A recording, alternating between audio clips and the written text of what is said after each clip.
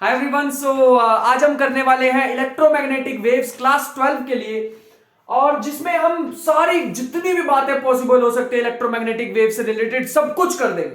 Totally सब कुछ यहां पर डिस्कस करने वाले हैं इलेक्ट्रोमैग्नेटिक वेव के बारे में। तो मैं बता रहा हूं, अगर तुमने कंप्लीट वीडियो देख ली प्लस मैं जितने क्वेश्चंस कराने वाला हूं वो कर लिए, और भी कुछ चीजें हैं जो मैं तुम्हें बता देता हूं। सबसे पहली चीज, मैं तुम्हें इस क्लास के नोट्स प्रोवाइड करने वाला हूं। जो भी यहां पे इतना सा भी वर्ड अगर मैं यहां पे बोर्ड पे लिखवाऊंगा तो वो तुम्हें नोट्स में मिल जाएगा। भाई नोट्स मिलेंगे कहां? वीडियो की डिस्क्रिप्शन में। वहां से लिंक पे डाउनलोड करोगे, नोट्स का आगे लिंक बना होगा, डाउनलोड कर लेना, वहां से सिंगल क्लिक में डाउनलोड हो जाएंगे।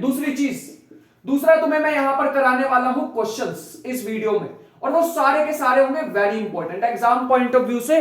प्रीवियस ईयर जितने भी आ रखे हैं वो करेंगे, और प्लस में कुछ एडिशनल क्वेश्चन जो कि एक्सपेक्टेड है कि इस बार आ सकते हैं। ठीक है, कुछ क्वेश्चन मैंने सैंपल क्वेश्चन पेपर में से भी उठाए जो सीबीएसई की तरफ से आ रहा है। दूसरा अपने पास क्या होगा कि मैं तुम्हें क्वेश्चन प्रैक्टिस क्वेश्चंस प्रोवाइड करने वाला हूं। तुम कहोगे इतनी सारी चीज, कितने पैसे मांग रहे हो? हर एक कोई पैसा नहीं है इसमें, तुम्हारे लिए कंप्लीटली फ्री। तुम डिस्क्रिप्शन में जाकर वहां से डाउनलोड कर सकते हो। एक तुम्हें मैं देने वाला हूं प्रैक्टिस क्वेश्चंस, ये सारी चीजें तुम्हें मिलने वाली है डिस्क्रिप्शन में जाकर। सिंपल से एक लिंक है, उस पर क्लिक करोगे तो सारी चीजें तुम्हें मिल रही होंगी। प्रैक्टिस क्वेश्चन अगर एक टेस्ट पेपर भी मैं तुम्हें देने वाला हूं इससे रिलेटेड, ठीक है। बट ये टेस्ट पेपर मैं तुम्हें अभी नहीं देने वाला हूं, ये दिस विल बी पेंडिंग। ये हम तब कर रहे। अब तुम कहोगे कैसे पेड रखा? नहीं, पेड नहीं होगा कुछ भी, पेड कुछ नहीं होने वाला। ये जो प्रैक्टिस पेपर मैं देने वाला हूं, ये जब तुम सारे चैप्टर्स कवर कर लोगे, मतलब सारी जितनी भी मैं वीडियोस अपनी पब्लिश जब भी मैं अपलोड करने वाला हूं, तो वो सारी की सारी वीडियोस अपलोड करने के बाद तब मैं तुम्हें टेस्ट को देने वाला हूं। ठीक है, अभी के लिए तुम्हारा काम रहेगा नोट्स को रिवाइज करो, जितने क्वेश्चन करा रहा हूं उसको पहले खुद से करो, फिर वीडियो से देखो, फिर तुम प्रैक्टिस क्वेश्चंस को लगाओ। जब प्रैक्टिस क्वेश्चंस हो जाए तो अगले चैप्टर पे चले जाओ। टेस्ट मैं तब देने वाला हूं जब हमारे सारे चैप्टर क्लियर हो चुके होंगे, सारे चैप्टर कवर हो जाएंगे, तब एक अलग से वीडियो में निकालूंगा जिसमें तुम्हें बताऊंगा कि हाँ आज मैं ऑफिशियली अनाउंस कर रहा हूं कि सारे के सारे चैप्टर के टेस्ट मैंने निकाल दिए हैं। तो इन्हीं इंफॉर्मेशन के साथ स्टार्ट करते हैं इलेक्ट्रोमैग्नेटिक वेव का चैप्टर। ठीक है, यहां पर रिवीजन होने वाली है, एक ही वीडियो में ट्राई करेंगे कि पूरा ट्राई क्या करेंगे, एक ही वीडियो में इसको कवर करने वाले हैं। तो इसलिए ध्यान से बैठेंगे आराम से, और सबसे पहली चीज देखते हैं। सबसे पहली और मेन चीज जो यहां पे आने वाली है वो है यहां पे डिस्प्लेसमेंट करंट। सबसे इंपॉर्टेंट टॉपिक हमारे पास यही है, डिस्प्लेसमेंट करंट। अच्छा, एक चीज तुम्हें यहां पे ध्यान रखनी पड़ेगी कि यहां पे मैं उतनी ज्यादा अंग्रेजी नहीं लिखवाने वाला कि considering a capacitor, connecting a battery with it, ये सारी चीजों को मैं तुम्हें नोट्स दूंगा, तुम वहां से पढ़ना। मैं मेन डेरिवेशन समझाऊंगा और बताऊंगा कि क्या क्या चीजें दिमाग में रखने वाली हैं। ठीक है, बाकी तो रट सकते हो, रटने का काम है, समझ यहां लेते। तो डिस्प्लेसमेंट करंट, डिस्प्लेसमेंट करंट के लिए हमने क्या करा है, एक हमने कैपेसिटर ले लिया और यहां पे मान लो हमने लगा दिया एक रेजिस्टर, और यही है बैटरी। रेजिस्टेंस आर मान लेते हैं, ये सी मान लेते हैं, ऐसा कुछ है। यहां पे अगर हम ध्यान से ऑब्जर्व करें ना, दिक्कत पता क्या है, सारा कुछ सही है। यहां से करंट आती थी, यहां पे करंट चली जाती थी, एज सिंपल एज दैट। अबे एक मिनट, ये तो बीच में से टूटा हुआ है, अबे बीच में तो गैप है यहां पे, इसमें से करंट कहां से पास हो गई? करंट को छलांग मार के तो जाने नहीं होगी यहां पे। इसका मतलब यहां पे तो कुछ लफड़ा लग रहा है, यहां पे तो कुछ गड़बड़ लग रही है। तो हमने ध्यान दिया कि यार यहां पे क्या हो रहा है, इसका मतलब ये जगह में यहां पे क्या हो रहा है, ऐसे कैसे करंट यहां से यहां जा रही है और पता नहीं कैसे जा रही है, ये कैसे हो गया? यहां से यहां करंट जाती है, इस वाली करंट, ये कौन सी करंट है? ये है due to flow of charges, due to flow of charges, flow of charges. लेकिन ये कौन सी करंट है जो इसके बीच में पास होगी? क्योंकि करंट हमने देखा है ये पास तो पक्का होती है, ये करंट जो है हमने देखा ये पास तो पक्का होती है। तो फिर ये कौन सी करंट, ये कैसे डिफाइन करें? इसको डिफाइन करने के लिए हमने क्या यूज किया? एम्पियर्स लॉ को यूज किया। देखो दो तीन प्रूफ हो सकते हैं, दो तीन तरह से कर सकते हो, मैं कराने वाला हूं यूजिंग एम्पियर्स लॉ। ठीक है, एम्पियर्स लॉ में क्या कहता है, तुमने एक सिंपल से, अगर तुम्हें आर डिस्टेंस पे कभी भी मान लो इसमें से करंट पास हो रही है आई, और यहां पे तुम्हें आर डिस्टेंस पे अगर तुम्हें मैग्नेटिक फील्ड कैलकुलेट करनी है तो तुम कैसे कैलकुलेट कर सकते हो? एक लूप बनाओ, ये क्लोज लूप होनी चाहिए। ठीक है, याद रखना ये एक क्लोज लूप होनी चाहिए, आर इसका रेडियस है अगर इस लूप का, तो तुम इसे एम्पियर्स लॉ से लिख सकते हो, using Ampere's law. Ampere's law बेटा ये डिस्प्लेसमेंट करंट का प्रूफ आने वाला एग्जाम में, ध्यान रखना। यूजिंग एम्पियर्स लॉ हम यहां से कह सकते हैं कि integration B dot dl close loop होनी चाहिए, ये इक्वल आता है म्यू नॉट आई। आई हमें दिख रहा है यहां से करंट पास हो रही है।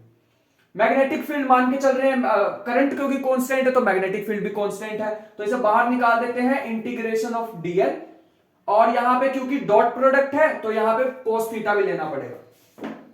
फिलहाल के लिए एक स्टेप मैं तुम्हें सिर्फ एक्सप्लेन करने वाला हूं, ध्यान से सुनेंगे। जो मैग्नेटिक फील्ड है, अपनी फिंगर को ऐसे लेके जाओ करंट की डायरेक्शन में, अपनी फिंगर को घुमाओ, थंब को लेके जाओ मैग्नेटिक फील्ड की डायरेक्शन में, फिंगर्स को घुमाओ, तो फिंगर ऐसे घूम रही है, ऐसे ध्यान से देखो, थंब को ऐसे, फिंगर को ऐसे ऐसे घूम रही है, इसका मतलब मैग्नेटिक फील्ड इस डायरेक्शन में होगी पक्का, इसी लूप के ऊपर होगी मैग्नेटिक फील्ड, इसी लूप के ऊपर होगी। और डीएल कहां है? अबे डीएल भी तो यहीं पे ही है, छोटा सा पार्ट, ये रहा डीएल भी, दोनों सेम ही डायरेक्शन में, सेम डायरेक्शन मतलब एंगल कितना दोनों के बीच में, 0 डिग्री। तो यहां पे हमें पता चल गया angle between B and dl vector is 0 degree, दोनों सेम ही डायरेक्शन में। और डॉट प्रोडक्ट का मतलब क्या होता है? cos थीटा, तो थीटा 0 है तो cos 0 तो 1 होता है, इसका मतलब हमें थीटा का कोई लेना देना नहीं है, इसमें डॉट प्रोडक्ट हटा सकते हैं। तो सिंपली तुम b को बाहर निकालो क्योंकि कांस्टेंट है, इंटीग्रेशन रह जाएगा dl पे is equal to mu naught I. बात समझ आ रही थी? कोई दिक्कत ही नहीं थी यहां तक, तो बिल्कुल कोई दिक्कत नहीं है। डीएल की इंटीग्रेशन क्या होगी? अगर ये छोटे छोटे छोटे छोटे पार्ट को प्लस करते रहोगे, तुम्हें नहीं लग रहा है ये तो सर्कमफेरेंस ऑफ द सर्कल बन जाएगी, जो कि होती है 2 पाई आर। यहां देख सकते हैं b 2 pi R is equal to mu naught I, तो यहां से b हमारे पास आ जाएगा म्यू नॉट आई अपॉन में 2 पाई आर। This is the formula of magnetic field. कोई दिक्कत नहीं थी, बढ़िया एकदम रिजल्ट आया, मजेदार, मजा आया देख के, एकदम बढ़िया सा रिजल्ट।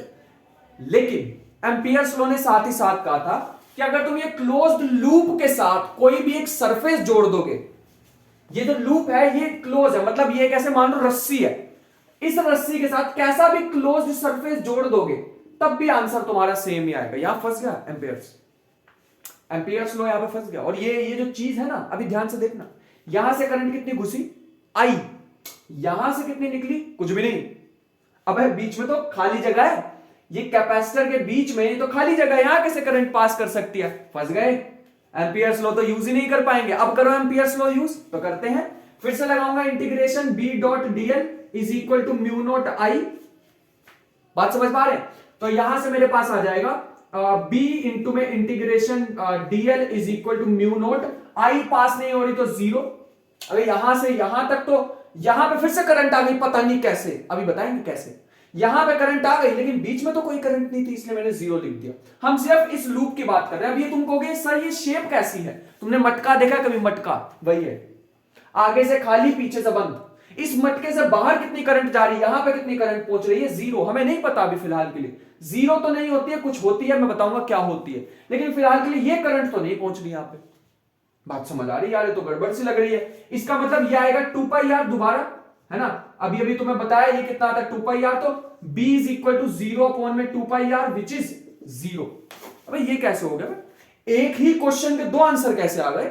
ये आ रहा है म्यू नॉट आई अपॉन में 2 पाई आर, ये हमारे पास आ रहा है b इज इक्वल टू 0। एक ही क्वेश्चन के दो आंसर, गड़बड़ लग रही है यहां, तो गड़बड़ लग रही है। तो यहां पे आए मैक्सवेल ने क्या किया?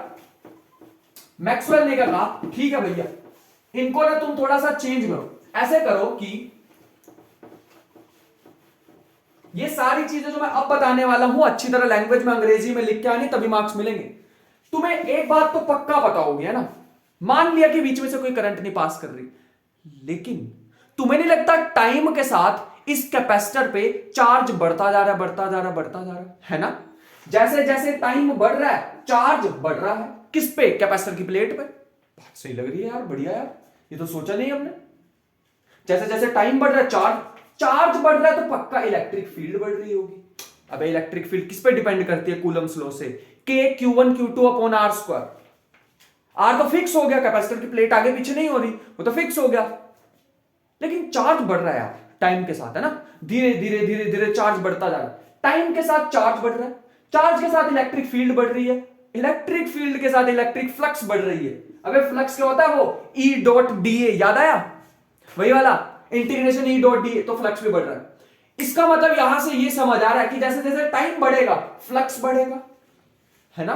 और फ्लक्स का कोई फॉर्मूला पढ़ा है तुमने गॉस लॉ से?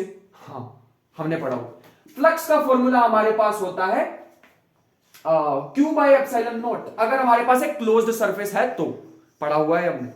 तो यहां पे अगर मैं क्रॉस मल्टीप्लाई करूं तो याद रखिएगा epsilon naught phi is equal to Q।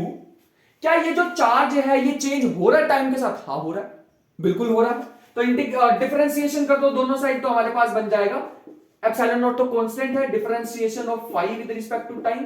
क्या ये जीरो होनी चाहिए? ये चीज नहीं, ये चेंज हो रही है टाइम के साथ, जैसे जैसे टाइम चेंज होगा फाई चेंज होगा। बात समझ पा रहे हैं? तो यहां पे हमारे पास ये आ जाएगा dq अपॉन में dt। ये क्या चीज है? चार्ज अपॉन टाइम, तो करंट है। लेकिन ये करंट वो वाला करंट नहीं है, ये करंट वो वाला करंट नहीं है जो तुम आज तक पढ़ते आए थे, फ्लो ऑफ चार्जेस। अबे यहां तो चार्ज ही नहीं फ्लो हो रहे कैपेसिटर की प्लेट के बीच में, यहां पे तो चार्ज ही नहीं फ्लो हो रहे बीच में, यहां कोई चार्ज फ्लो नहीं हो रहे। हाँ ये बात अलग है कि यहां पे चार्ज डिपॉजिट पक्का हो रहे हैं टाइम के साथ, टाइम के साथ बढ़ते जा रहे हैं, बढ़ते जा रहे हैं। इसका मतलब यहां पे ये जो करंट है इसका कुछ न्यू नाम देना पड़ेगा, इसको हम देंगे नाम डिस्प्लेसमेंट करंट। वैसे मुझे तो आज तक नहीं समझ आया कि इसका नाम डिस्प्लेसमेंट करंट क्यों दिया, क्योंकि क्या डिस्प्लेसमेंट हो रहा है?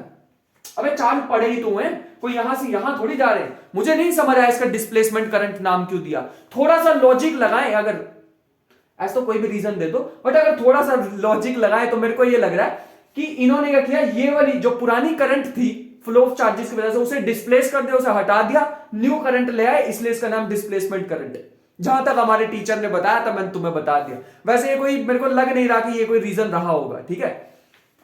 मैक्सवेल से पूछना पड़ेगा, 300-400 साल पीछे जाना पड़ेगा हमें, 300-400 तो नहीं, 200 साल लगभग पीछे जाना पड़ेगा, तो हमें पता लग सकता है इसका आंसर। वापिस आते हैं। हाँ तो मेरे ख्याल से डिस्प्लेसमेंट करंट की ये आ गई डिस्प्लेसमेंट करंट। तो पहले वाली करंट कौन सी थी उसका भी नाम दे देते, इसको कहते हैं डिस्प्लेसमेंट करंट, ठीक है। और जो पुराने वाली थी उसका भी एक नाम देना पड़ेगा, उसका नाम देते हैं conventional current, conventional current, current. इस चीज का हमें ध्यान देना पड़ेगा, दिस इज कन्वेंशनल करंट।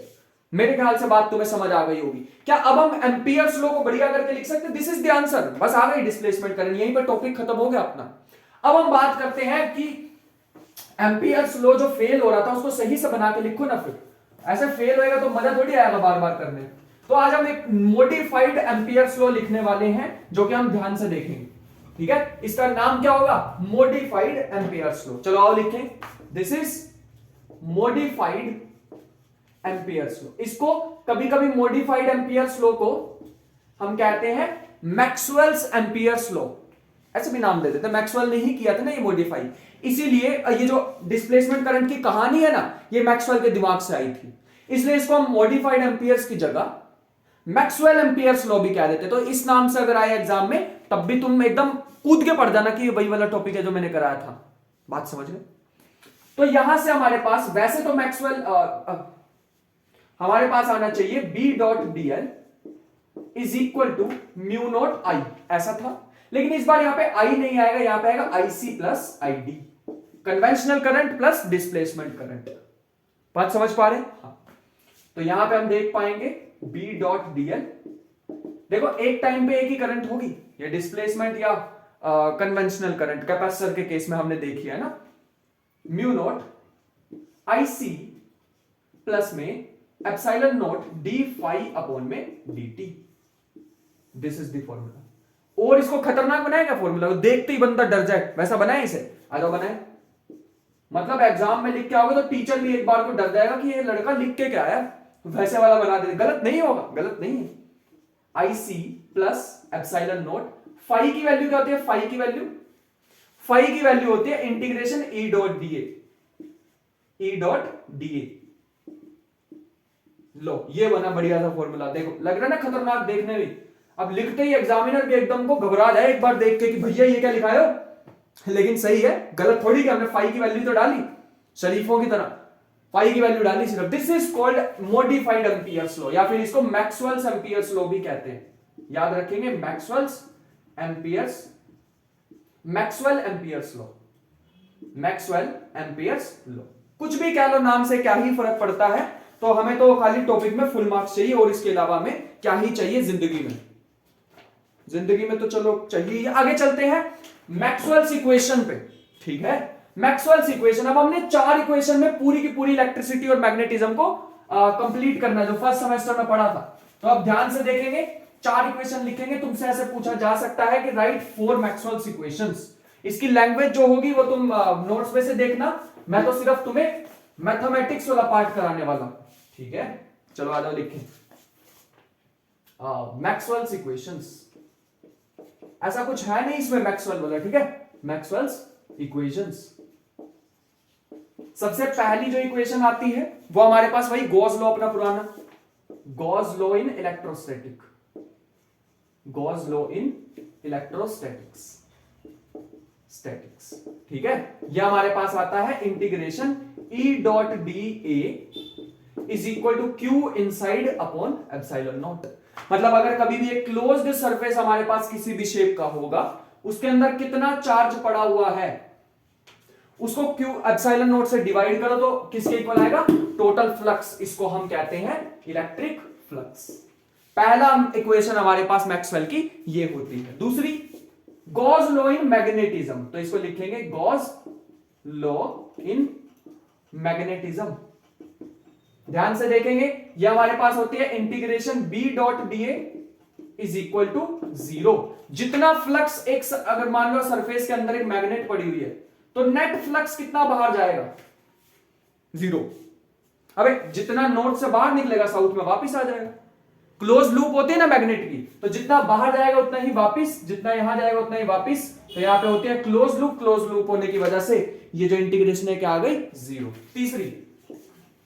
तीसरी हमारे पास होती है फैराडेज लॉ, फैराडेज लॉ। यह हमारे पास होता है integration, closed integration E dot dl is equal to minus के डी फाई अपॉन में dt। This is the Faraday's law. अब तुम कहोगे फैराडेज लॉज में तो सर यहां पे वो नहीं आया करता था आपके according EMF is equal to minus d phi upon dt। अरे अरे अरे वो एक तुमने फॉर्मूला नहीं पढ़ा क्या, वो EMF इज इक्वल टू या potential difference is equal to वो इंटीग्रेशन E डॉट dl। ये फर्स्ट सेमेस्टर में फॉर्मूला पढ़ा ना, जहां तक मेरे को उम्मीद है हमने ये पढ़ा हुआ है, सबने पढ़ा हुआ ये फॉर्मूला। बस यही फॉर्मूला EMF की जगह मैंने यहां रख दिया ताकि एक बढ़िया सी इक्वेशन मिल जाए। फोर्थ तुम्हारे अकॉर्डिंग क्या आएगी, क्या एम्पियर्स लॉ लिखूं या मॉडिफाइड एम्पियर्स लॉ लिखूं, मॉडिफाइड। तो यहां लिखेंगे मॉडिफाइड, यहां हम लिखेंगे मैक्सवेल्स एम्पियर्स लॉ। यहां हम लिखने वाले हैं मैक्सवेल्स एम्पियर्स लॉ। इस चीज का हमें ध्यान रखना पड़ेगा, जो कि हमारे पास होता है integration B dot dl, dot product लगाना मत भूल जाना, गलत हो जाएगा वरना, mu naught IC plus epsilon naught d phi upon में dt। और ध्यान रखना ये कौन सा फ्लक्स है, इलेक्ट्रिक फ्लक्स, और ये कौन सा है, मैग्नेटिक फ्लक्स। बात मेरे ख्याल से मेरे को मैं तुम्हें कन्वे कर पा रहा हूं और तुम्हें समझ भी आ रही होगी। These are the 4 Maxwell's equations. मेरे ख्याल से बात तुम्हें समझ आ गई होगी, और नहीं आई तो थोड़ी सी रिवाइंड करो और एक और बार देखो, तब तक मैं अगला टॉपिक देखूं हमें क्या करना है। मैक्सवेल्स इक्वेशन हो गई। अब हमें देखनी है इलेक्ट्रोमैग्नेटिक की रिप्रेजेंटेशन, किसको रिप्रेजेंट कैसे करते हैं। नेक्स्ट अपने पास है रिप्रेजेंटेशन। तो ये हमारे पास कुछ ऐसे होती, पहले मैं तुम्हें इलेक्ट्रिक फील्ड की इक्वेशन बताता हूं। इलेक्ट्रिक फील्ड की जो हमारे पास इक्वेशन आती है, इस पे न्यूमेरिकल बनेंगे। ध्यान रखना, अब जो मैं करा रहा हूं उसमें न्यूमेरिकल बनेंगे। यहां आएगा साइन ओमेगा टी माइनस के जेड, और मैग्नेटिक फील्ड हमारे पास होगी B naught sine omega T minus के जेड। तुम ध्यान से देखोगे तो दोनों की ये साइन साइन वाले फंक्शन सेम है, लेकिन ये जो इनके एम्पलीट्यूड होते हैं ये हमारे पास अलग अलग है। और फिलहाल के लिए भी मैं मैग्नीट्यूड ही लिखने वाला हूं, ठीक है, वेक्टर फॉर्म बाद में लिखते हैं। इस चीज को मेरे ख्याल से तुम समझ पा रहे होंगे। और ध्यान से एक चीज अगर हम ऑब्जर्व करें तो ये जो E नोट और B नोट होता है ये हमारे पास होती है पीक वैल्यूज, पीक वैल्यूज। इस चीज को ध्यान रखना पड़ेगा, these are called peak values, ठीक है। तो हमारे पास पीक वैल्यू आ गई है, और ये Z का मतलब होगा कि Z एक्सिस के अलोंग वो ट्रेवल कर रही है। बात हमें समझ आ रही है। और पीक वैल्यू से क्या तुम आरएमएस वैल्यू लिख सकते हो? बिल्कुल लिख देंगे। जैसे मैं ई आरएमएस अगर तुमसे पूछना चाहूं तो वो होती है E naught upon root two, और बी आरएमएस अगर मैं लिखवाना चाहूं तुमसे तो वो होती है B naught upon root two. ये ओमेगा जो हमारे पास हो, पूरा पोस्टमार्टम कर देते हैं इसका। ये जो ओमेगा होता है ये होता है 2 पाई अपॉन में T, where T is the time period. एक वेव को ट्रेवल करने में कितना टाइम लगेगा? Time period. के क्या होता है? ये होता है 2 पाई अपॉन में लैम्डा, 2 पाई अपॉन में lambda. These are the equations. ये z क्या होगा? z का मतलब अगर यहां पे तुम्हें कभी माइनस साइन दिखे तो पॉजिटिव एक्स एक्सिस की तरफ जा रही है, प्लस साइन दिखे तो नेगेटिव नेगेटिव जेड एक्सिस की तरफ जा रही है, एक्स नहीं जेड। तो direction of propagation, direction of propagation मतलब जिस डायरेक्शन में ये ट्रेवल कर रही है। मेरे ख्याल से बातें तुम्हें समझ आ रही होंगी धीरे धीरे। आगे चलते हैं। तो नेक्स्ट अपने पास आ रहा है, तो नेक्स्ट जो अपने पास चीज आ रही है उसका नाम है, लेट मी सी, कोई टॉपिक छोड़ने नहीं वाले हम। तो नेक्स्ट अपने पास आ रहा, अच्छा एक चीज है इनमें, मैंने बताया तुम्हें तो मैग्नीट्यूड है, वेक्टर में कैसे लिखें? तो वेक्टर में याद रखना ये होता है ई क्रॉस बी, ई क्रॉस बी। ये होती है डायरेक्शन ऑफ प्रोपगेशन, इससे मिलती है डायरेक्शन, ये इसकी डायरेक्शन में क्या होगी? Direction of propagation, propagation. मतलब अब बनाने वाले हैं फाइनल डायग्राम इसका। तो कुछ ऐसे ध्यान से देखेंगे, यहां पे इलेक्ट्रिक फील्ड वेक्टर, यहां मैग्नेटिक फील्ड वेक्टर। अब ध्यान से देखेंगे, मुझे कैसे पता लगा कि यहां इलेक्ट्रिक यहां मैग्नेटिक? ये देखो, इलेक्ट्रिक फील्ड की तरफ अपनी फिंगर रखी, क्रॉस प्रोडक्ट लेना, इलेक्ट्रिक फील्ड की तरफ रखी, मैग्नेटिक फील्ड की तरफ गए, थंब कहां है? इधर की डायरेक्शन में, तो वेव पक्का इधर चल रही होगी। बढ़िया बात बन गई। क्या तुम्हें साइन का ग्राफ पता है? साइन का ग्राफ कैसा होता है? हाँ, वो ऐसा ऐसा होता है ना, ऐसे वाला ग्राफ, वही वाला ग्राफ, ठीक है। तो वही वाला ग्राफ हम यहां पे बनाने वाले हैं। तो कुछ ऐसा ग्राफ होता है इसका साइन का, लेकिन मैं ऐसे बनाऊंगा, देखना। ये जो होती है ना इलेक्ट्रिक फील्ड और मैग्नेटिक फील्ड, ये बनती कैसे है? ऑसिलेटिंग चार्ज पार्टिकल की वजह से। ऑसिलेटिंग चार्ज पार्टिकल मतलब ऊपर नीचे होने वाला पार्टिकल। तो कुछ ऐसी शेप बनेगी जो मैं बना रहा हूं, ठीक है। ध्यान से देखना, इसको बस मिला दो, आ गई बढ़िया अपने पास इलेक्ट्रिक फील्ड। अभी मैग्नेटिक फील्ड बनानी है। मैग्नेटिक फील्ड देखो कैसे बनानी है, इस लाइन के पैरेलल बनानी, थोड़ी टेढ़ी, वरना बढ़िया नहीं बनेगा ये चित्रकला हमारी। थोड़ी सी छोटा इसको, हाँ, और ये चित्रकला अब इसके पैरेलल, इधर के साइड इसके पैरेलल, ठीक है। तो इसी चित्रकला के हमारे को नंबर मिलने वाले हैं, ध्यान रखना। तो बढ़िया सा बना लेना कुछ, तो इसको मिला दो, एकदम बढ़िया, एकदम 3D डायग्राम लग रहा होगा तुम्हें। ड्राइंग में तो वैसे ही हम बहुत तेज हैं, रुको देख लेने दो। हाँ, एकदम बढ़िया। और ये पीछे भी ऐसे ही चल रहा होगा, ठीक है। हाँ, तो ये हमारे पास है इलेक्ट्रिक फील्ड और मैग्नेटिक फील्ड। मैं तुम्हें एक पॉइंट कोई भी डार्क करके दिखाता हूं, ये थोड़ा सा इधर है और ये एकदम ऐसे नीचे है। इस चीज को ध्यान से देखो, ऐसे है। किसी भी और पॉइंट को ले लो, ये बिल्कुल स्ट्रेट है इलेक्ट्रिक फील्ड की डायरेक्शन में, और ये मैग्नेटिक फील्ड की डायरेक्शन में। तुम कहीं पे भी क्रॉस प्रोडक्ट लेके देख लो, तुम्हें लगेगा, तुम्हें दिखेगा कि ये दोनों इधर की ही डायरेक्शन में ट्रैवल करने की कोशिश कर रहे हैं। देखो, इलेक्ट्रिक फील्ड, मैग्नेटिक फील्ड। इधर से मेरे को ऐसे आना पड़ेगा, नीचे इलेक्ट्रिक फील्ड, पहले इलेक्ट्रिक फील्ड को देखना है, E cross B. Electric field, finger घुमाई, मेरा हाथ दिख रहा है ना, इलेक्ट्रिक फील्ड, फिंगर घुमाई इधर, तो इधर के डायरेक्शन में ये वेव ट्रैवल कर रही है, कुछ ऐसे ऐसे रुको यार, बना नहीं पाऊंगा हाथ से। एक ऐसे ट्रैवल करना चाह रही है और एक ऐसे ट्रैवल करना चाह रही है, तो ये कुछ ऐसे हो। बात समझ पा रहे हैं क्या? एक ऐसे ट्रैवल कर रही है और एक ऐसे ट्रैवल कर रही है, तो ये कुछ ऐसे होगी, ठीक है। मछली बना दिया तुमने, तो कुछ ऐसी वेव होने वाली है हमारे पास। मेरे ख्याल से बात तुम्हें समझ आ गई होगी। आगे चलते हैं। आगे अपने पास जो टॉपिक आ रहा है वो है एक रिलेशन। तो अब कुछ है important points to remember, important points to remember. बेटा इसके प्रूफ भी होते हैं, लेकिन हमारे पास प्रूफ नहीं है, और जितने प्रूफ इनके होंगे वो सारे तुम्हें नोट्स में मिलेंगे, बट ज्यादा इनके प्रूफ जो अब कराने वाला हूं उनके प्रूफ की हमें जरूरत नहीं पड़ेगी, ठीक है। इस चैप्टर में से यहां से प्रूफ की जरूरत नहीं पड़ेगी। सबसे पहला जो अपने पे फॉर्मूला आ रहा है वो ये है कि E naught is equal to C times B naught. ये यहां पे ई नॉट बी नॉट क्या है, पीक वैल्यूज, ठीक है। ये हमारे पास क्या है, पीक वैल्यूज। तो E naught B naught peak value, और ये क्या है, speed of light, speed of light. पहला फॉर्मूला भैया ये याद रखना, very important, very important. Question बनेंगे यहां से देखना, और तुम्हें तो क्वेश्चन यहां से भी बनेंगे, अभी कराएंगे तुम्हें सारे क्वेश्चंस, एक भी छोड़ के नहीं जाने वाले हमें। मतलब फुल मार्क्स तुम लेके आओगे, ये मैं गारंटी दे रहा हूं तुम्हें। अगर ढंग से हम पढ़ लेते हैं, सारे प्रैक्टिस क्वेश्चंस लगाते हैं, तो हम फुल मार्क्स ला सकते हैं। दूसरा फॉर्मूला, सी का एक फॉर्मूला निकल के आता है इसी चैप्टर से, जो कि सबसे बड़ी अचीवमेंट है इस चैप्टर की, ये है पूरा एग्जैक्ट यहां से निकल के आता है 3 × 10⁸ मीटर पर सेकेंड स्पीड ऑफ। पता नहीं कहां से यार, मतलब खुद ही सोच के देखो, इन्होंने कहा लाइट एक इलेक्ट्रोमैग्नेटिक वेव है, पता नहीं कैसे, है ना, बड़ी अजीब सी बात लगी, लेकिन रिजल्ट आ रहे हैं। स्पीड ऑफ लाइट भी इतनी होती है और ये भी इतनी आ रही है, और हमें पता है स्पीड ऑफ लाइट जितना तो लाइट ही मूव कर सकती है बस।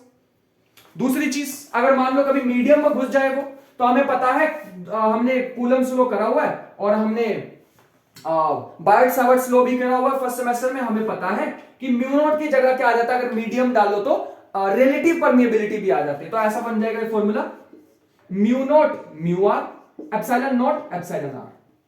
मेरे ख्याल से बात समझ आ रही होगी। उसके बाद इसको मैं ऐसे भी तो लिख सकता हूं, 1/म्यू naught epsilon naught mu are epsilon R. ये जो 1/म्यू नॉट एप्सिलॉन नॉट है, इसको मैं ऐसे लिख सकता हूं सी, अब ये भी बताया था, और यहां से हम अपॉन में लिख सकते हैं म्यू आर एप्सिलॉन आर। ये जो ये म्यू क्वांटिटी आ गई ना, म्यू आर एप्सिलॉन आर, इसको कुछ कहते हैं, इसका नाम होता है, मैं इसको रब करने वाला हूं, इसका एक नाम होता है, इसको कहते हैं रिफ्रैक्टिव इंडेक्स। रिफ्रैक्टिव इंडेक्स, जिसने तो थोड़ी बहुत प्रिपरेशन कर रखी है उसको पता होगा, उसने ऑप्टिक्स में पढ़ा होगा रिफ्रैक्टिव इंडेक्स क्या होता है। जिसने बिल्कुल प्रिपरेशन करी नहीं, मेरे भरोसे आ जो, तो बहुत अच्छे बेटा, सही जा रहे हो।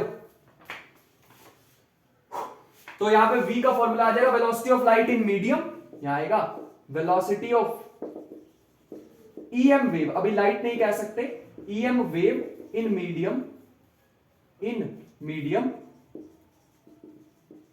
और यहां आ जाएगा c अपॉन में mu are epsilon r, mu are epsilon r. तो यहां आ जाएगा c अपॉन में n, n is the refractive index. इसको हमने आज से नाम दे दिया रिफ्रैक्टिव इंडेक्स। बढ़िया फॉर्मूला, याद रखेंगे, काम आएगा, बढ़िया फॉर्मूला, ठीक है। बातें समझ आ रही होंगी, आगे चलते हैं। नेक्स्ट अपने पे जो चीज आने वाली है उसका नाम है एनर्जी डेंसिटी, ठीक है। तो नेक्स्ट हेडिंग डालेंगे एनर्जी डेंसिटी। एनर्जी तो सुना यार, ये एनर्जी डेंसिटी क्या होता है? एनर्जी तो सुनी सुनी सी लग रही है चीज, kinetic energy, potential energy, energy, total energy. Energy density क्या होता है? Energy density in EM waves. तो एनर्जी डेंसिटी का सिंपल सिंपल सा मतलब होता है एनर्जी अपॉन में वॉल्यूम, बस इतनी सी बात थी। एनर्जी अपॉन वॉल्यूम, कहीं साइड पे लिख लेना, इसे कहते हैं एनर्जी डेंसिटी, कहीं साइड पे लिख लेना नोटबुक के। इसको हम रिप्रेजेंट करने वाले हैं यू से, ठीक है। तो इसका कोई डेरिवेशन नहीं है, कोई डेरिवेशन नहीं है, ठीक है। मतलब है, दुनिया में है, लेकिन हमारे सिलेबस में नहीं। ये हमारे पास होता है electric field energy density which is equal to E, U is equal to half epsilon naught E का स्क्वायर। ऐसे ही ये हमारे पास हो जाएगी electric field energy density in EM waves, EM waves. दूसरा हम लिखने वाले हैं मैग्नेटिक फील्ड एनर्जी डेंसिटी, तो यहां लिखेंगे U B is equal to half epsilon naught half B square upon में mu naught. This is the formula that we will be keeping in our mind, ठीक है। लेकिन ये फॉर्मूला नहीं हम काम में लेने वाले हैं, मतलब एग्जाम में तो पूछे जा सकते हैं एनर्जी डेंसिटी के फॉर्मूला, बट एक और फॉर्मूला होता है एवरेज एनर्जी डेंसिटी, ठीक है। तो ये ई और बी है, याद रखना।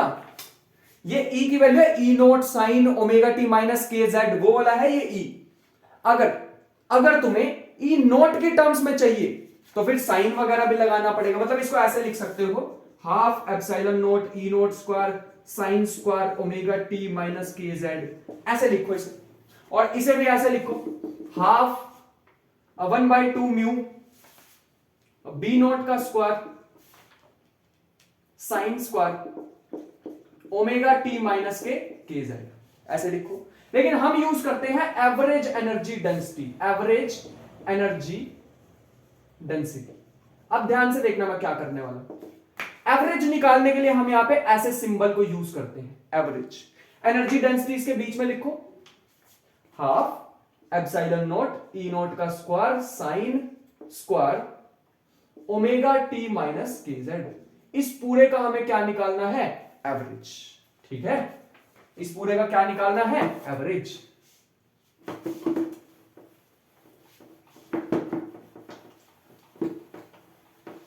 यहां तक बात समझ आ रही है? यहां इसका क्या निकालना है, एवरेज। देखो मेरी बात सुन, half epsilon naught E naught, ये तो कांस्टेंट है ना, कांस्टेंट का एवरेज कैसे निकाल लोगे, नहीं बनेगी बात। एवरेज तो आता है ये sign square omega T minus के जेड का। अब जो मैथमेटिक्स के बच्चे होंगे उन्होंने एवरेज निकाला होगा। हम ये जो बायो वगैरह के बच्चे मुझे देख रहे होंगे, या मैथमेटिक्स में भी जिनको नहीं पता, याद रखना average value of sine square omega T minus के जेड, इसकी वैल्यू होती है हाफ। याद रखेंगे, इसकी वैल्यू क्या होती है, हाफ। अभी तुम पूछ सकते हो कैसे आया, क्यों आया, बेटा एग्जाम की प्रिपरेशन कर रहे हैं, कोई इसमें जरूरत नहीं पड़ेगी हमें कि वो पूछेंगे कि हाफ क्यों आया, कैसे आया। याद रखो, वैसे हमने करी थी जब हमने एसी चैप्टर करा था ना, तो हमने करी थी, लेकिन क्योंकि हम बहुत ज्यादा होशियार है, हम कहां याद रखते पिछले सेमेस्टर का। अब जो 6 महीने हो गए यार उस बात को, अभी तक क्यों याद रखे उसे, बात सही कह रहा हूं ना। हाँ, तो वहां पे किया था एसी चैप्टर में वैसे ही हमने, बट ठीक है अभी याद रख लो, इसको रट लो तो कोई फर्क नहीं पड़ेगा अपने को। तो यहां से अगर हम देखें तो half epsilon naught E naught का स्क्वायर ब्रैकेट में इसकी वैल्यू क्या हो जाती है, एवरेज 1/2, अभी बताई मैंने तुम्हें, तो ये बन जाएगा total 1/4 epsilon naught E naught का स्क्वायर। इंपॉर्टेंट भैया, ये इंपॉर्टेंट है। ये हमारे पास वैल्यू आ गई एवरेज एनर्जी डेंसिटी। वो पहले वाली में तुम कहोगे पहले वाली में तो 4 था, वहां ये भी तो ई था, यहां पर ई नॉट है, पीक वैल्यू, इंपॉर्टेंट। ऐसे ही अगर तुम इलेक्ट्रिक फील्ड का एवरेज निकालना चाहोगे, और सॉरी मैग्नेटिक फील्ड का एवरेज निकालना चाहोगे, तो वो भी हमारे पास क्या आ जाएगा, 1/4 बी नॉट का स्क्वायर अपॉन में म्यू नॉट। इलेक्ट्रिक फील्ड के पास इतनी एनर्जी डेंसिटी होती है, मैग्नेटिक फील्ड के पास इतनी एनर्जी डेंसिटी होती है। क्या तुम टोटल एनर्जी डेंसिटी बता सकते हो, total average energy density in EM waves हमारे पास होगी, टोटल एनर्जी डेंसिटी हमारे पास होगी 1/4 एप्सिलॉन नॉट ई नॉट का square is plus 1/4 B naught का स्क्वायर अपॉन में म्यू नॉट। ये आंसर, ये हमारे पास बढ़िया सा आंसर आया है। लेकिन एक सेकंड रुको, अब ध्यान से देखना एक चीज, एक्सप्रेशन देखो कितना गंदा सा है, मजा नहीं आ रहा है इसमें, थोड़ा बढ़िया बनाते हैं इसे, इसको थोड़ा बढ़िया सा बनाते हैं। इसको बढ़िया सा बनाने के लिए इसको भी यही छोड़ते हैं, और एक मैं तुमसे क्वेश्चन पूछता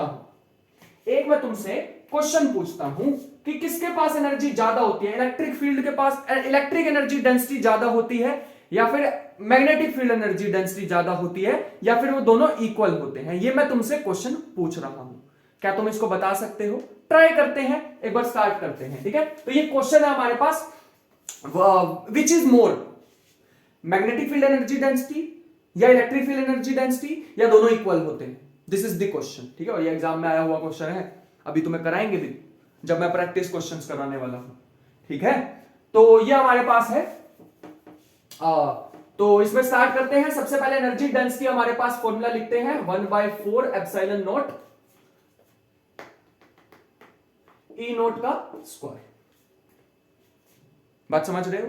ये हमारे पास एनर्जी डेंसिटी, यहां पे अगर मैं ध्यान से देखूं तो 1/4 एप्सिलॉन नॉट, क्या मैं ई नॉट को लिख सकता हूं सी टाइम्स बी नॉट? अभी नोट्स चेक करो, अभी इंपॉर्टेंट रिजल्ट में लिखवाया था ये मैंने तुम्हें, ये इंपॉर्टेंट रिजल्ट में अभी मैंने तुम्हें लिखवाया था, E naught is equal to C times B naught, लिखवाया था अभी ये तुम्हें, वही लिखवा रहा हूं दोबारा से। मेरे ख्याल से बात समझ आ रही होगी। हाँ, तो यहां से हम ये भी तो लिख सकते हैं 1/4 epsilon naught C B naught का स्क्वायर सी का स्क्वायर, सॉरी सी का स्क्वायर। लेकिन एक मिनट, तो बड़ा गंदा सा रिजल्ट आ गया। क्या कोई सी की वैल्यू पता है एप्सिलॉन नॉट म्यू नॉट में? हाँ हाँ, अभी अभी की थी। सी इज इक्वल टू 1/रूट में म्यू नॉट एप्सिलॉन नॉट डालना है यहाँ पे 1/4 एप्सिलॉन नॉट। सी की जगह में लिख सकता हूं 1/म्यू naught epsilon naught whole square B naught का स्क्वायर। स्क्वायर से रूट गया, स्क्वायर से रूट गया, एप्सिलॉन नॉट से एप्सिलॉन नॉट गया, बचा क्या 1/4 म्यू नॉट बी नॉट का square. This is the energy. एक सेकंड, ये तो देखो इसी चीज लग रही है। समझ गए हम? ये तो ये वाली एनर्जी थी, मतलब इन दोनों में सेम ही एनर्जी होती है। Energy densities same in electric field and magnetic field. देखो इसको लेके चले तो ये तो एंड में इसके इक्वल आ गई, मतलब दोनों में एनर्जी सेम होती है। मैग्नेटिक फील्ड में भी और इलेक्ट्रिक फील्ड में भी एनर्जी सेम होती है। तो मैं इस पूरी क्वांटिटी को क्या लिख सकता हूं? इस पूरी क्वांटिटी को मैं ये लिख सकता हूं, अभी अभी मैंने प्रूफ किया, ऐसे नहीं लिख रहा हूं, इसको मैं प्रूफ किया। तो मैं यहां पे लिख सकता हूं 1/4 एप्सिलॉन नॉट ई नॉट का स्क्वायर प्लस इसको भी मैं क्या लिख सकता हूं? यही लिख सकता हूं, क्योंकि दोनों ये सेम ही चीज है। प्रूफ किया है, important proof, important proof. Exam में आएगा तुमसे कि किसके पास एनर्जी ज्यादा होती है, किसके पास कम, या फिर तुमसे डायरेक्ट ही पूछ लेंगे कि प्रूव करो कि दोनों के पास सेम ही एनर्जी होती है, इलेक्ट्रिक फील्ड के पास भी, मैग्नेटिक फील्ड के पास भी। 1/4 एप्सिलॉन नॉट ई नॉट का स्क्वायर इज इक्वल टू, ये दोनों तो सेम है, 1/4 और 1/4 कितना होता है 2/4 विच इज 1/2। आ गया मजा भाई। ये होती है total energy. This is the formula. Total energy in electric, total energy in electromagnetic wave कितनी होती है? Half epsilon naught E naught का स्क्वायर। मजा आया यार, बढ़िया रिजल्ट था ये तो। अच्छा सा बना दे तो बड़ा गंदा सा लग रहा था, बात बन गई। आगे चलते हैं। अगला जो अपने पास आ रहा है उसका नाम है इंटेंसिटी। तो मेरे ख्याल से तुम ये याद रखोगे, मैं एक और बार इसको लिख देता हूं ताकि हम याद रखें। तो टोटल एनर्जी अगर तुमने लिखनी हुई, total average energy density, average energy density in EM waves, EM waves, वो हमारे पास आ जाएगी, ये हमारे पास आ जाएगी हाफ एप्सिलॉन नॉट, ये हमारे पास आ जाएगी half epsilon naught E naught का स्क्वायर, या फिर हाफ बी नॉट का स्क्वायर अपॉन में mu naught. This is the formula, this is the formula. मेरे ख्याल से यहां तक बात चमक गई होगी, एकदम बढ़िया सी शाइनिंग कर रही होगी। तो ये नोट करो, तब तक हम अगले टॉपिक पे चलते हैं इसको रब करके। नेक्स्ट जो अपने पास चीज आने वाली है उसका नाम है इंटेंसिटी। ये इंटेंसिटी क्या होती है, इसकी मैं बढ़िया से एक तुम्हें डेफिनेशन भी लिखवाना चाहूंगा, ठीक है। Intensity is energy falling on a surface per unit area, falling per unit area, per unit area, per unit time, per unit time. This is called intensity. इसका भी डायरेक्ट फॉर्मूला है, प्रूफ नहीं है, बट मैं इसकी ना छोटी सी एक चीज तुम्हें फील कराने के लिए कि इंटेंसिटी क्या कहां से आई होगी वो मैं तुम्हें कराने वाला हूं, ठीक है।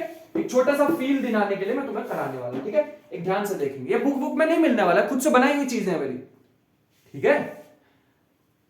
तो इंटेंसिटी हम कह रहे हैं एनर्जी अपॉन में एरिया मल्टीप्लाई में टाइम।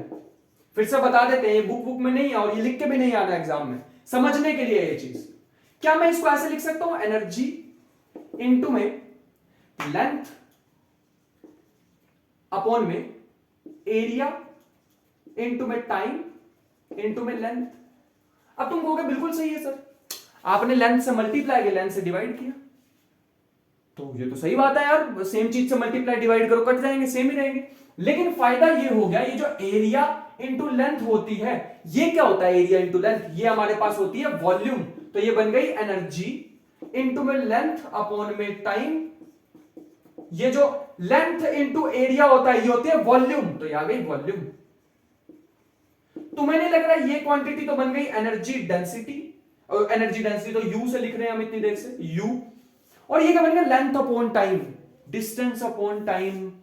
मैं फिर से बता रहा हूं, कोई वैसा डेरिवेशन नहीं है बुक में मिलने वाला या कुछ भी ऑफिशियल डेरिवेशन है इसका, कुछ नहीं, लेंथ अपॉन टाइम या डिस्टेंस अपॉन स्पीड।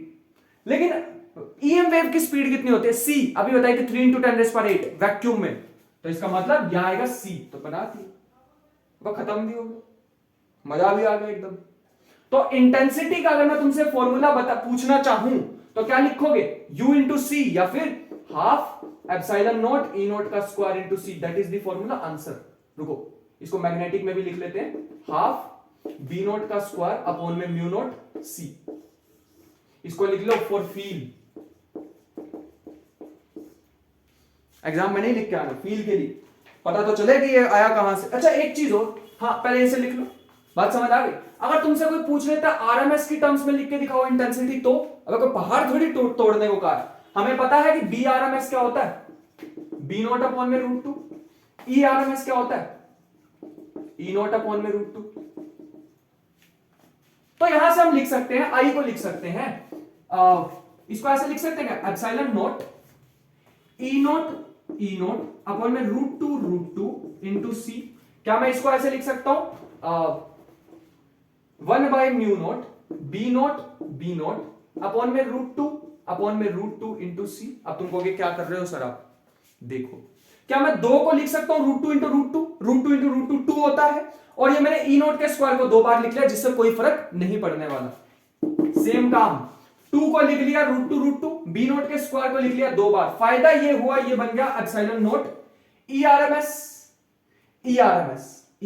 का स्क्वायर इंटू सी। मजेदार रिजल्ट। अच्छा इसको इसमें भी डाल लेते हैं। यहां से क्या बना? बी आरएमएस का स्क्वायर अपॉन में म्यू नॉट इंटू में सी। बढ़िया रिजल्ट है, मजा आया एकदम देख के। और क्या था इसमें? कुछ भी नहीं था, और ये समझ के किया हमने, और समझा भी ऐसे जैसे पता नहीं क्या ही है, ठीक है, बट हमें मजा आया यार सीख के। ऐसा रटा नहीं हमने, ऐसे लग रहा भी कि हमने रटा नहीं है, एक्चुअल में रटा ही है ना।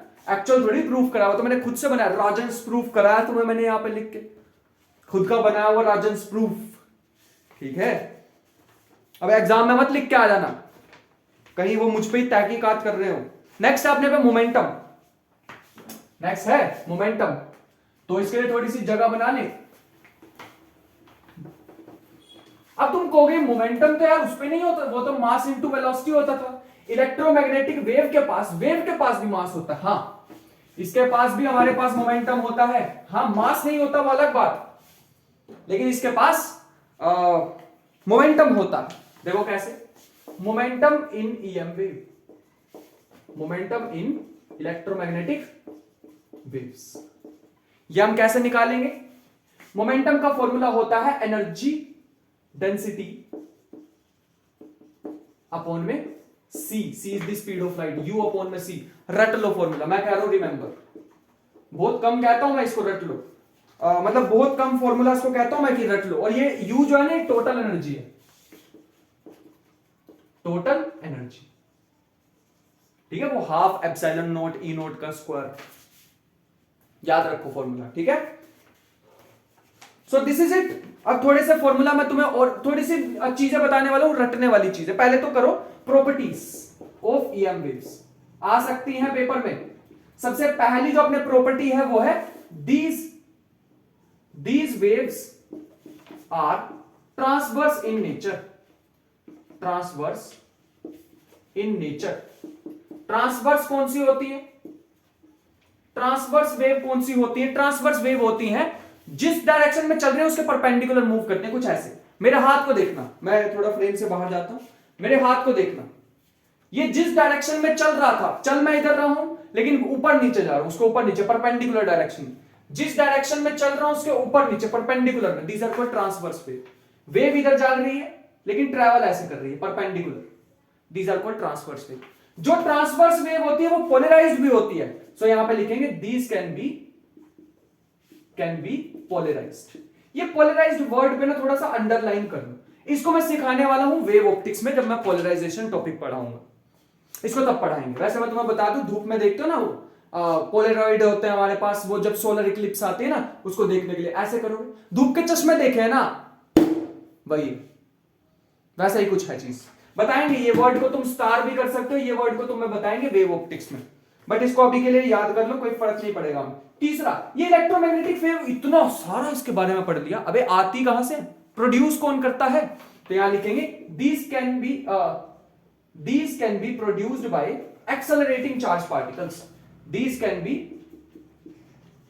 Produced by accelerating charge particles, accelerating या फिर ऑसिलेटिंग चार्ज पार्टिकल, ये भी लिख सकते हो, ऑसिलेटिंग चार्ज पार्टिकल्स, ठीक है। नेक्स्ट प्रॉपर्टी है हमारे पास फोर्थ प्रॉपर्टी, जिसका नाम है they carry energy and momentum.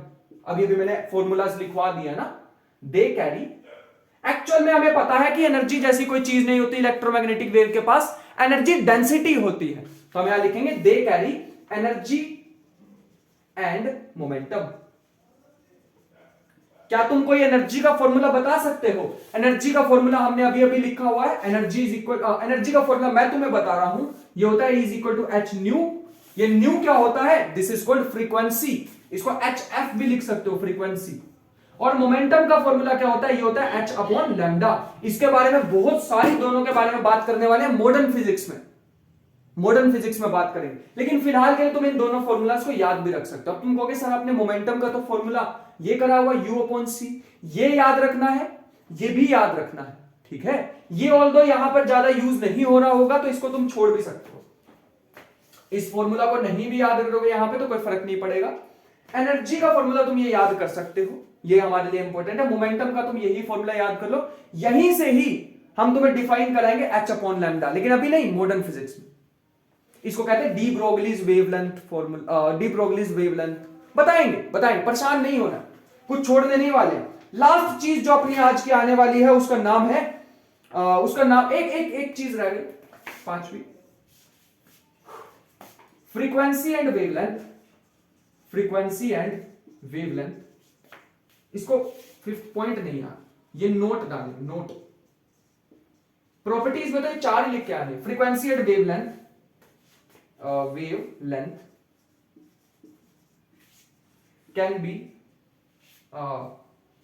can be related as,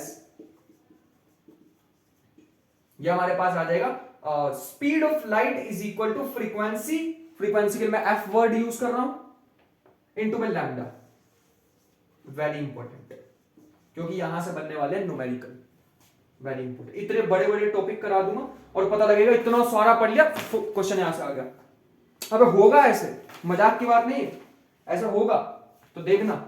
आगे चलते हैं हम इलेक्ट्रोमैग्नेटिक स्पेक्ट्रम पे, जो कि हमारे लिए एक इंपॉर्टेंट चीज होने वाली है, तो इसको करते हैं।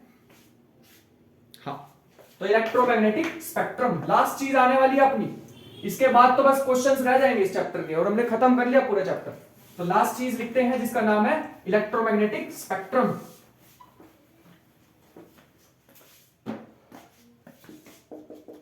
EM स्पेक्ट्रम,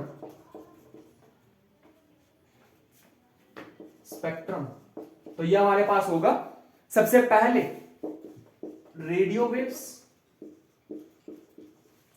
मैं साथ साथ इसकी वो भी लिख देता हूं तुम्हारे लिए, वेवलेंथ, ताकि अपने लिए इजी हो जाए। तो इसकी होती है हमारे वेवलेंथ। अब तुम कहोगे क्या सर ये हमें याद करके जानी? बिल्कुल करनी पड़ेगी याद, ठीक है। ये होता है फ्यू मिलीमीटर से लेके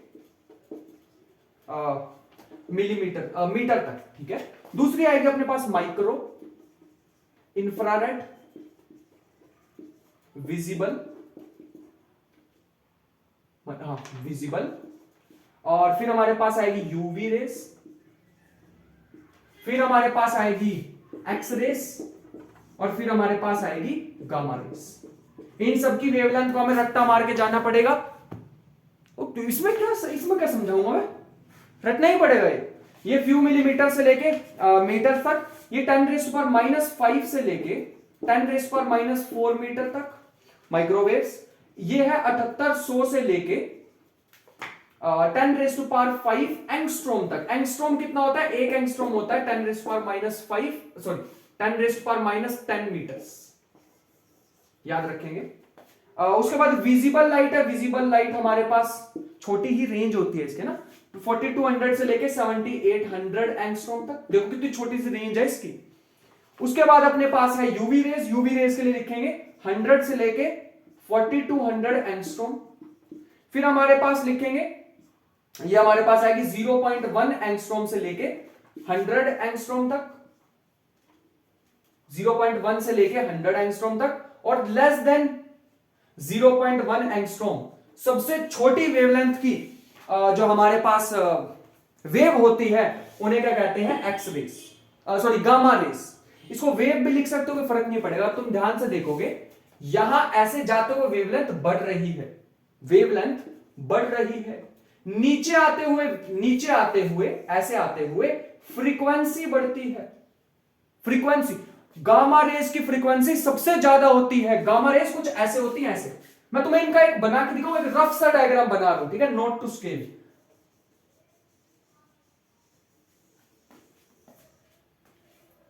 ये अपने पास ये सारी, सबसे इधर गामा, एक्स, यूवी, विजिबल, फिर हमारे पास इंफ्रारेड, इंफ्रारेड वो जो आग में से निकलती हैं, फिर हमारे पास माइक्रोवेव्स, रेडियो वेव्स, और ये सारी, ठीक है। तो ये हमारे पास पूरा चैप्टर था। तुम कहोगे सर फाइनली हमारा चैप्टर कंप्लीट। अबे नहीं, रुक जाओ, इसमें हमने एक चीज तुम्हें नहीं कराई है। क्या नहीं कराया तुम्हें? इनके यूजेस नहीं कराए। रेडियो वेव के यूजेस क्या होते हैं कि हमारे पास टेलीकम्युनिकेशन में यूज होते हैं, टीवी में, एस्ट्रोनॉमी में यूज होते हैं, रेडियो टेलीस्कोप। माइक्रोवेव्स क्या होती है, वो ओवन वगैरह में देखी होगी। इंफ्रारेड क्या होती है, वो नाइट विजन कैमरास बनाने के लिए, कैमरास और ग्लासेस बनाने के लिए वो मिलिट्री को चाहिए होते ना वो। विजिबल लाइट के यूजेस, यूवी रेज के क्या यूजेस होते हैं कि हम इनसे इलेक्ट्रिसिटी बना सकते हैं, सोलर पैनल पता होगा। एक्स रेज क्या होता है, इसके यूजेस क्या होते हैं। फिर गामा रेज क्या होती हैं, एक्स रे गामा रे को हम करते हैं क्रैक्स डिफाइन। क्रैक्स मतलब अबे वो खाने वाला क्रैक्स नहीं, वो होता ना बहुत बड़ी बड़ी ब्रिज पे या कहीं पे या मशीन्स में क्रैक आ जाते हैं, इनका यूज करके हम उसे क्रैक्स को पता लगा लेते हैं। इनके भाई यूजेस जो है वो तुम्हारे लिए छोड़ रहा हूं। कहां मिलेंगे ये यूजेस? नोट्स में। नोट्स कहां मिलेंगे? डिस्क्रिप्शन में। तो मैं चाहता हूं कि ये वीडियो को इतना बड़ा ना करके क्वेश्चंस के लिए अलग वीडियो बनाए, ठीक है। तो क्वेश्चंस के लिए अलग वीडियो बनाएंगे, उसमें तुम करना और ये सारी चीजें एकदम बढ़िया से रट लेना और अपने बढ़िया क्वेश्चंस होंगे। मेनली तुम्हारे पास जो क्वेश्चन आने वाले हैं वो आएंगे, न्यूमेरिकल जो आने वाले हैं वो हमारे पास आ जाएंगे इस जो हमने इलेक्ट्रिक फील्ड और मैग्नेटिक फील्ड की दो इक्वेशंस लिखी थी, यहां से हमारे पास न्यूमेरिकल बन जाते हैं, ठीक है। तो ऐसा नहीं है कि मैं तुम्हें छोड़ के जा रहा हूं, आखिरी बार मिल रहे हैं। हाँ, मैं ये बताना चाह रहा हूं कि बाकी अगली वीडियो में कंटिन्यू करते हैं, क्वेश्चंस करेंगे बहुत सारे, ठीक है। इतनी एनर्जी के साथ मैं तुम्हें पढ़ाना चाहता हूं, तो इसीलिए हम क्या करते हैं, इस वीडियो को यहां ब्रेक करते हैं। अगली वीडियो लाने वाला हूं क्वेश्चंस की, उसके बाद तुम्हारी प्रैक्टिस, फिर एक टेस्ट देना, दैट्स इट। बात समझ आ गई? 2-3 घंटे में हो गया अपना चैप्टर बढ़िया। ऐसी ऑप्टिक्स लाएंगे, ऐसे ही हम सारे चैप्टर लाने वाले हैं। सो इसी के साथ यहीं पे कंक्लूड करते हैं वीडियो को और मिलते हैं नेक्स्ट वीडियो में। तब तक के लिए पढ़ते रहें और नेक्स्ट वीडियो में क्वेश्चन जरूर लगाने, वरना इसका कोई फायदा नहीं होगा, ठीक है।